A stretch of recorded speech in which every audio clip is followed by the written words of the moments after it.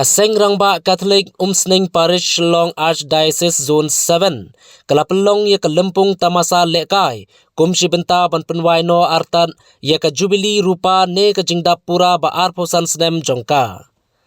Ki Tamasa ki kentup ya ka jing lekai bol hapdeng ki Rangbah na ki sub district baper jongka parish hakaba lapli ya ka tei ka lempung Tamasa lekai bol dauba staining as nongbri Presiden Seng Rangbah Katholik Seng Parish kumbu kongsan katba ubabu bi lengkoi head catechist sok pedok sub district kumu sembut kongsan la duai aingo do Reverend Father Kerapim Hasha ubadai rector jongka Saint Claret Seminary Seng la sakhiru daga jinge dolang uba wen madur General Secretary beruba Niki A Khar Thangmau uba balumlang nongbri bat kiwei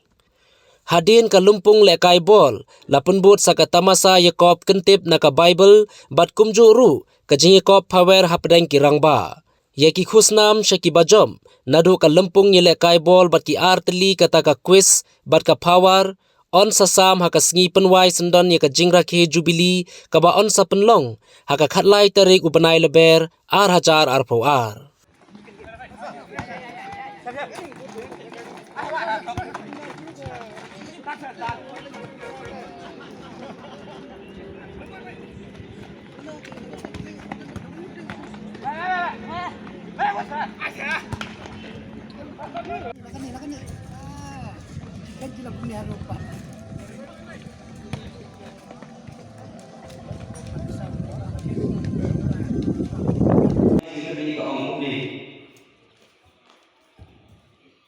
Uai Archbishop